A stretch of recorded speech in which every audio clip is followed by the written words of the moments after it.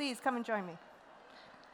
So welcome everyone to the 12th annual Harper's Bazaar Arabia World of Fashion Week here in the hallowed halls of the majestic Mall of the Emirates.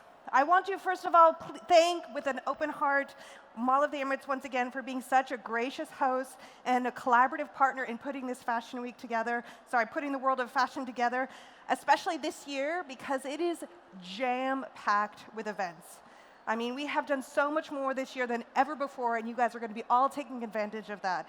Between the exclusive interviews like the one tonight, to panel discussions about the latest technology in the arts world, to styling sessions, to masterclasses in beauty.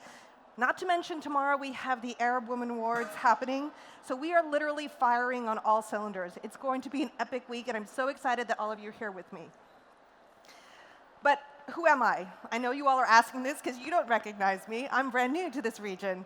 My name is Jessica Michault, and I have the honor to be the new deputy editor of Harper's Bazaar Arabia. I have been lucky enough to be working in the fashion industry for over 25 years across many different platforms. I've written for publications like the New York Times, Business of Fashion.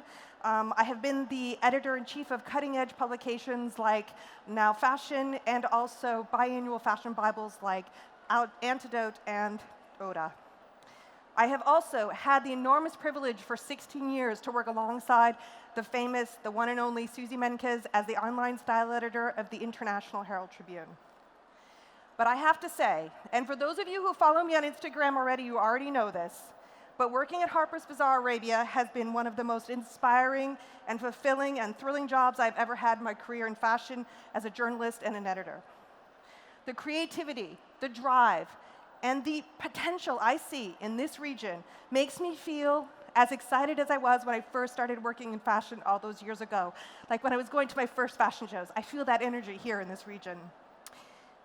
And the way, in every issue, that Harper's Bazaar Arabia is able to revel in the heritage of this region while simultaneously shining a light on the talent that will blaze the very bright future of this region makes me very proud to be a part of the Bazaar family. I look forward over the coming days to explore with you the many innovative ways that are taking place in the luxury space, from fashion and beauty to art and accessories. We at Harper's Bazaar Arabia are here to help you discover how we all together can fashion the future of this creative industry that we're all so passionate about. We're looking to the future of fashion, and when we do that, we need to highlight those brands that are being innovative, not just in the way that they create their fashion and their collections, but how they communicate and connect with the consumer. I am therefore incredibly thrilled that the duo behind the white-hot French fashion label Coperni could fly here directly from Paris right after finishing presenting their Spring-Summer 2022 collection to talk to us as a young, independent fashion house that has been able to penetrate the fashion cacophony that is out there and to generate real buzz within veterans inside the industry. So now I would like to welcome to the stage Sébastien Meyer and Arnaud Vaillant to come with me, and we're going to talk about all things Coperni. Hello. Hello. Hello. Merci. Hi, everyone. Hello. Hello. Thanks, guys, for coming. I really appreciate it. Pleasure. All right. So I know that this is the first time for you guys visiting Dubai, and I think that for many people here in the audience, they don't know the brand, they don't know anything about you other than what they've seen a little bit up on the screen. So could you give us a little bit of an origin story and tell us a little bit about the brand? Because it's not your last names, it's something completely different. Yeah. Sure. First of all, thank you everyone for having us today. It's an honor and pleasure to be there and to discover Dubai and your country for the first time. We really love it. So Coperni is a young French label created by Sébastien and I a few years ago. And I'd like to call it techno-chic because it's this mix between the French idea of aesthetic and clothes, the Parisian woman, the elegance, the style. Yeah, it's a lot of tailoring, a lot of suits, but it's also innovative and futuristic and young and fun.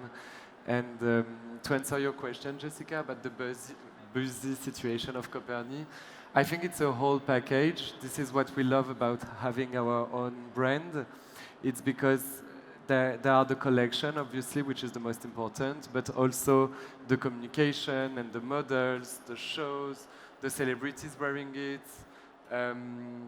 It's a whole picture that is really important for us. It's not just about doing a dress.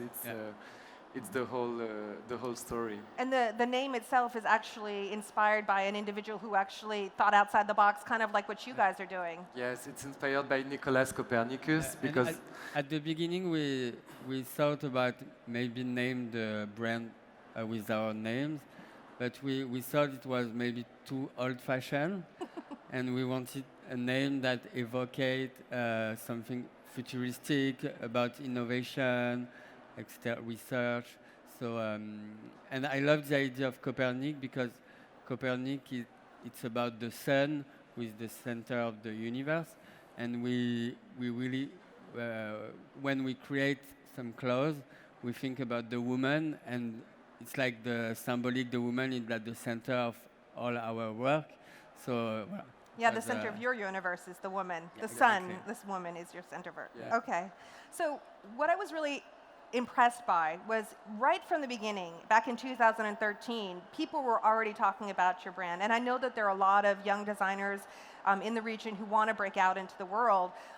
How were you able to generate such buzz, such engagement, get carried in incredible locations right from the beginning? What were those great, important first steps that you made to get yourself known? I think that we have been very lucky to work together for about 10 years.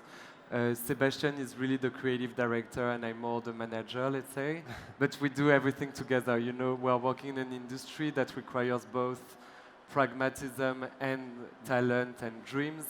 And so Sebastian is the dream part and I'm the pragmatical part. But like when you buy a fabric, you need to know where it comes from, how much it is. Like when you do a dress, it's not just like, oh, this color is fun. It's like a whole thing. And I'm very thankful to Sebastian because he always comes up with new ideas, new clothes, new fashion shows, new... like when you work in fashion, you need to surprise people and always think outside of the box. And each 6 months we have one fashion show, and it's always more and more and more. It's more creativity and more money and more. It's like more pressure. More pressure, yeah. But I mean, again, at the beginning, not only were you carried, I think, by opening ceremony, I think from one of your first collections, you won in 2000. You started the company 2013. By 2014, you'd won one of the prestigious Andam Creative Label Awards, one of the early awards. And then you were also a finalist in 2015 for the LVMH prize. But you actually had to pull out of that because you got hired as a co-creative directors of the famous French fashion house Courrèges that has such a huge heritage, a huge background, a very, very clear DNA. And you put Coperni aside, let her take a little rest, and you took on that for 100%. What was that time working inside the framework of a different house and not your own vision like as creatives? First of all, Courrèges in France, it's like the biggest dream for all the student fashion designer. It's the brand that we've invented the ready-to-wear, so it's very huge in France. So it was a revolution in the 60s. Yeah, it was the miniskirt in vinyl. It was the invention of ready-to-wear. It was actually bigger than Chanel in like the 70s. And it was a honor for us to be the creative directors and because the brand was pretty quiet for many years, and we relaunched it on the runway. We did the cover of the French Vogue and all these things, and it was really, really exciting. But also you're working under a special brand, so it's a special style, a special heritage, which is a bit heavy sometimes, Mm-hmm. So it fitted with your vision of the world and your ideas of style, etc. But at the same time, we were very happy to go back to Coperni, which is our own baby, where if we want to do purple, we can do purple, and if we can do whatever we want. We feel very, very free. But we learned a lot. Well, tell me about what you learned, because clearly going inside a house, being inside the framework of something that has such a strong DNA, when you came back to Coperni, I felt like the vision of the house had really changed. It was much more fashion forward, much more technical, much more digital, much more social. Was there a real shift? Was there real going back to the drawing board, or was it more of an evolution? Like we kept the same DNA as the origin of Coperni, but we had so much more experience after Courage. We've learned about managing a team. We had about like 100 employees, which was a lot, and doing big shows and meeting Anna Wintour, and like dealing with all these different experiences has been very, very precious. And I always say that the first Coperni was really small and Courage was much bigger. And the Coperni of today is in between, which is very important because it's familial, it's human, but at the same time we're doing big shows and big collection and sold in almost 150 stores. So it's a good mix. We feel very happy, and we're actually having a lot of fun, which is precious. When you work, when you're in this industry, it's a passion, but you have a lot of responsibilities. But it's important also to have fun and to enjoy what you do every day. Yeah, completely. Yeah. It really shows in the work that you do that you're still having a lot of fun, that it hasn't become a grind. Yeah. All right, I'm going to ask a really generic question. I know you kind of answered this a little bit earlier, but can you talk about the muse, the Coperni muse? Who is the woman? Is she French? Is she something else? Tell me more. It's always difficult to answer this question because I think when we create clothes, it's for everybody. I hate to think about just one woman, like one age, one country, and my dream is to make clothes for everybody. So I don't want to categorize the Coperni woman, but then it's true that we are very inspired by our friends that surround us, our stylists, our designers, our friends who are between like 30 and 40 years old, and they are French, but they are also international. They live in New York, they live in Shanghai, they live everywhere. And I don't know, maybe the Coperni woman is this modern woman who is not afraid, who is a worker, who has a startup. She works in the Silicon Valley. The Silicon Valley. Maybe she's wearing this suit to go to work, but she's cooler than the other ones, and then she can go to have dinner and party if she wants. She's very free. I don't know. It's always hard to answer the cool, chic, free. Cool chic. Yeah, cool chic sounds good to me. Yeah. All right, so Sébastien, I've got one for you. So you are the creative director of the house. Let's talk a little bit about your design process. I know that you don't sketch on paper, you sketch on an iPad. I know that some of your most iconic pieces, your accessories, are actually inspired by different icons on the app icons, like the swipe icon, etc. So talk to me a little bit about that design process and how it's extrapolated out into the world. It's funny because when I was in school, I was not very good and very, how do you say? You are not the best students. Yeah. And so I don't know how to draw with the paper and paper. So when I discovered the new iPad and the application to draw, it was like my biggest discovery. I don't know, and it was a new world open to me. So I start sketches with iPad. And I spend so much time on iPad, iPhone, because we spend all our days on our iPhone, and I thought that it was a huge inspiration, like the icon, the typography, the police, etc. So I started to think about object and bags. So it's become something very famous at Coperni, that all our accessories are inspired by icon from iPhone or. Yeah, so you have like the Wi-Fi is one of your bags. Yeah, the you Wi-Fi, the swipe. The swipe. This is the swipe bag. It's our first bag, and it's inspired by the icon when you swipe. The airplane mode. The flight mode. Yeah. It's a little button inside another one, and you started doing some mock-ups in paper, then in leather, and we slightly changed the shape, and it became this beautiful bag that is our Eat bag right now. And then we had the Wi-Fi bag. The new origami that you just revealed, Yeah. Which is the lock the lock icon? there The was library, library, Okay. which is like- a kind of like a flower, flower, yeah. and we did it in leather. It's Yeah. the new one on the show 2 weeks ago. Yeah, Okay, so Arnaud, clearly Sébastien has lots of big ideas. yeah. One of the things that I love so much about Coperni, and one of the reasons I'm like everybody needs to know about you guys because you're amazing, is the way you have been able to, as a small brand, leverage social media to create an interactive narrative with the population at large. Yeah. I remember when you first relaunched, you did kind of like a choose your own adventure story on Instagram, and there was you using a virtual reality in the way you shot your campaigns. But Sébastien, can you talk a little bit about the creative and innovative ways you're leveraging social media to get the word out about Coperni? I feel that, so once again, we are fascinated by the digital world and technology, and I feel it's something pretty amazing, and we're all living in this world, right? So we have to interact together, otherwise it's boring. Like, we don't put on Instagram just this beautiful picture of this girl that no one really know. So we try to interact a lot, and we did this adventure on Instagram. We had created like 100 different accounts. It was a nightmare. But you were going from one account to another. You know, like what you do on Instagram, you're on Harper's Bazaar, and then you discover this brand, and you click on it, and you go to the brand, and then you see this model, and you go to this model page. And voilà. And then we did some contests for all our fans to, they had to draw this shape, which is easy to draw. It's kind of a round. And we received like tons of candidates, and we selected 3, and we offered them the swipe back. They were super happy. It was a content during the pandemic.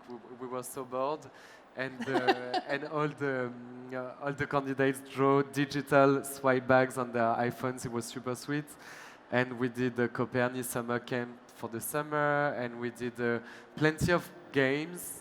I feel that gaming is very sexy also in fashion. It's, there is something exciting about that. Yeah, definitely gaming is Yeah. a whole new, the brave new frontier as far as where fashion can go next. Yeah. One of the things, you know, talking about thinking out about the box and kind of engaging with the public, you said, well, everyone was bored during, you know, lockdown and COVID. So there was last season, you know, fall, winter 2021, where everybody else was doing, you know, digital fashion shows from a distance. I was watching one show after another online. Yeah. You guys, well, Sébastien, just like, I'm not having it. Yeah. I want to have an in-person IRL experience with everybody, but you couldn't do that safely with COVID. So Yeah. how did you come up with, so you came up with an amazing idea, which was what? So you guys got to tell, you got to tell everybody, this is amazing. The idea was very simple at the beginning. It was to recreate a drive-in show. So we did a collaboration with a huge car company who gives us 40 cars. 40 cars and expect. And all the guests, so journalists, buyers, celebrities, were picked at their home in Paris.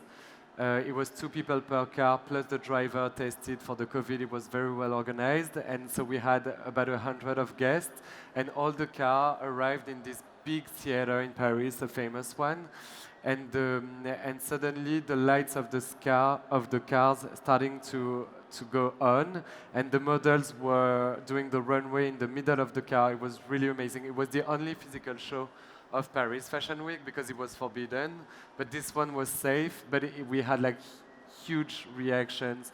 It was on CNN in the US. It was on a lot of TV and magazines. And the pandemic actually was that's funny because a lot of friends of us, designers, were very depressed during the pandemic, and Sébastien was super inspired. He was like, we're living in such a weird world, and we have to, I don't know, like it's actually inspiring. We have to do some stuff, so we did antibacterial clothes to protect people, and we did a lot of things, and actually the brand really rose during the pandemic.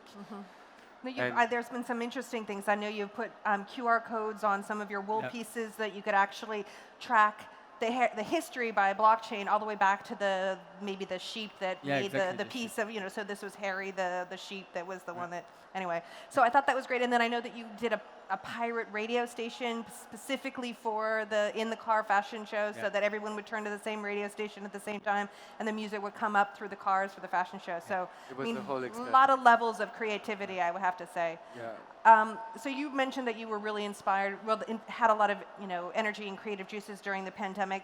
Were there things that you changed in your behavior because of this last year and a half in your business model or how you're approaching fashion? It's an interesting time for the brand.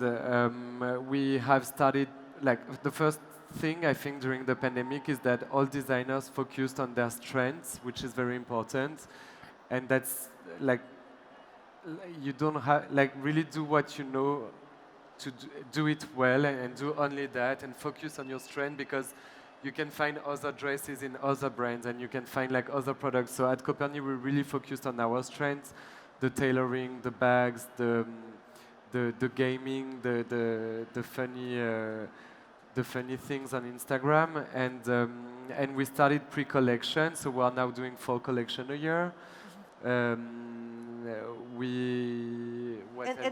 And then for this most recent collection, the one you just did 2 weeks ago, you actually, so it's Spring-Summer 2022, but you actually called it Spring-Summer 2033. Yeah. Why?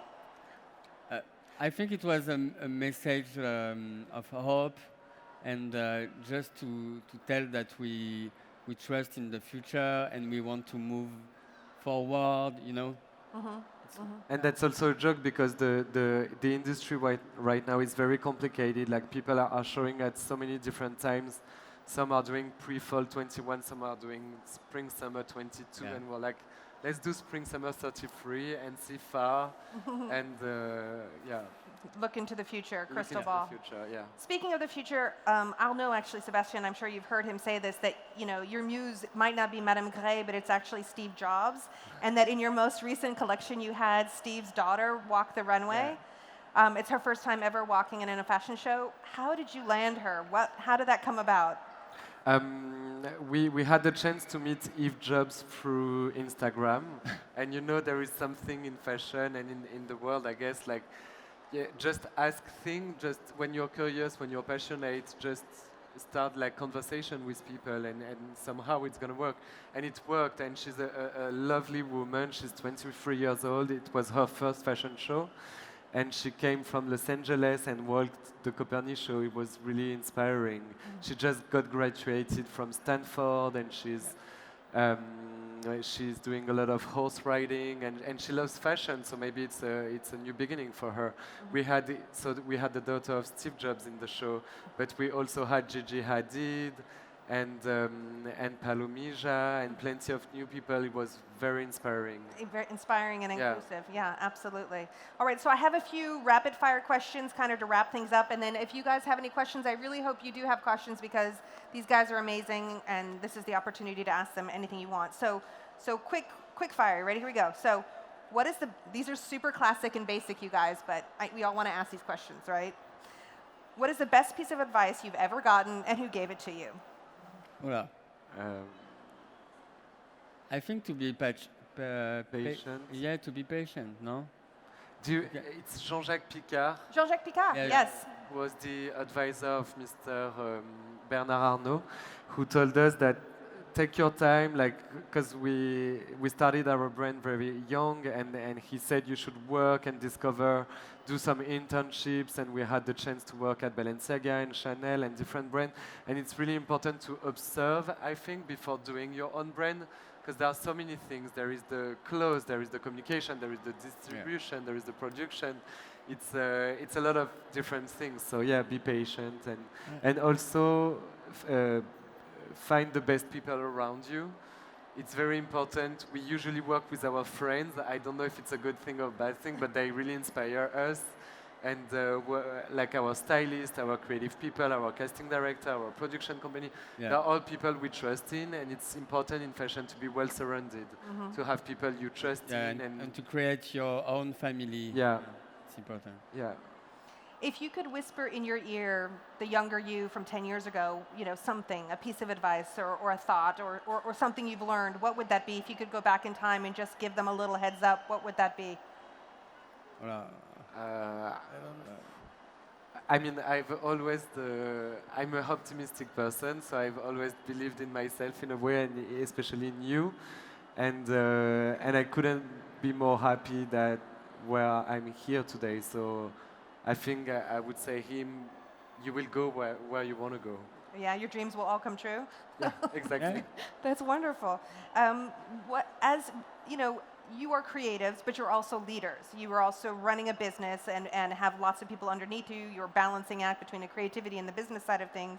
So, what should a leader always do, and what is something that a leader should never do? I think to be authentic, genuine, is the most important thing in the world, both in your personal and professional life. I feel that we are doing fashion, we are doing money, but it's also a human adventure for our employees, And to be kind also, yeah, because I think the fashion industry used to be, used to be right, very, I the don't know, devil wears Prada, and now yeah, it's very more like, strict and very difficult to access, blah blah blah, and the people sometimes can be mad, you know. And but we really want to be kind with the people we work with, and to create a good atmosphere. You know, it's so important. I just had an intern who finished last week, and she told me, I've learned with you guys that it's possible to be good and kind in fashion, and I didn't know that, and I was so proud of that, because it's important. People used to be mean, and now it's not trendy anymore. I love that being mean is no longer trendy. That's good to know. And then finally, and then we'll open it up to the audience. What do you both love most about fashion? I love the fact that you can reinvent yourself all the time. And I have some respect for people who has a special style and stick to it, but at the same time, it's so fun to reinvent yourself. If you want to wear a dress, if you want to wear a suit, it's different in summer, it's different in winter. I love that you can be a new you all the time, and it's exciting for your own satisfaction, just to that your husband loves you in this new way, and that your friends love you in this, you know, like it's you can reinvent yourself all the time. Et toi, And- Seb? I think what I love in fashion and with our work is to meet new people every day. It's when you do fashion show, you meet new models, and it's become like a family business, you know. And yeah, I love people in fashion. The endless discovery, always Yeah. discovering new things. Yeah. Thank you both so much Thank for you. answering my questions. I'm going to open it up to the audience. Does anybody have a question? Yes, right in the front. Do we have a mic? Here. So firstly, congratulations. I saw your latest collection. I think it's beautiful. Thank you. So my question is, what exciting projects are you working on now? I know you probably can't reveal too much, but if you could tell us a little bit about that. There is a certain point where it's kind of always the same. Like you're working on the next day of the show, we were working on the next collection, and you're preparing the next ideas for the next fashion shows. And the next week we're going to shoot the e-commerce, because Sébastien is multitasking. He's also he's the photographer for the e-commerce. You know, like you have to be polyvalent when you're a small company. Yeah. And so we're working on all the same subjects, but all new. And the next campaign and the next all the things. And do we have special things?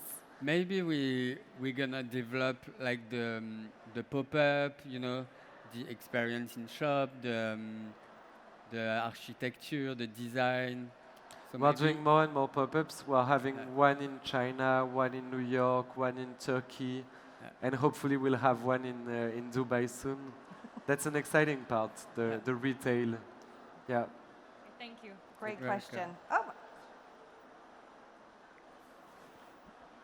Thank you so Hello. much for the wonderful insight into your company. It was really lovely to hear that. So thank you. And my question is that you've said that women are the sun around your collection. So when are you planning to make men the moon? When's the men's work? I mean, don't leave us out. We love them. actually do a bit of unisex pieces because we do a lot of tailoring, and so most of them are unisex. It can be worn by a woman or by a man so we're already doing that, and Yeah. there is There were menswear, or I saw yeah. male models on your we runway. usually have some men's on the Yeah. show, But and it's there is not- an appetite for that. Yeah, it's not very official. Yeah. I think we just we love take our time and just propose some pieces, but I think we will launch the men soon. But step by step, because it's Yeah. a different organization, different factories, different things. So it's Here's Arnaud reining with Sébastien Yeah. back in. Calm down, Sébastien, calm down. All right. Do we have any other questions from the audience? I have a Oh, yes. quick one. What are your thoughts of Dubai and the people and the women and the men of Dubai? we arrived yesterday, so It's a little early. it's a bit early, but it's fascinating. We went to the souk this morning, and we went to the Dubai Mall, the Emirates, the World of Emirates Mall, and that's inspiring. It's very luxurious. It's very chic. It's very inspiring for us actually as designers. We went to the Gold Souk. The Burj Khalifa. Oh my I saw God. you The guys. Burj put Khalifa. the No, Burj we Khalifa. We also yes. did Burj Khalifa, and Yeah. he's passionate by architecture And I think I love this city because it seems to be very interesting into the future yeah. and what will be next. And so, yeah, I think we will love the city. Yeah, tomorrow is the expo, all day at the expo. So I'm expecting that Seb for maybe spring, summer 2023. Yeah, maybe. There will be a lot of Dubai influences Yeah. maybe in that collection. We'll see. Yeah, and I saw at the Golden Souk this morning. We saw so many beautiful things, like this jawel that becomes a whole outfit in gold. It's unbelievable. Yeah. Right.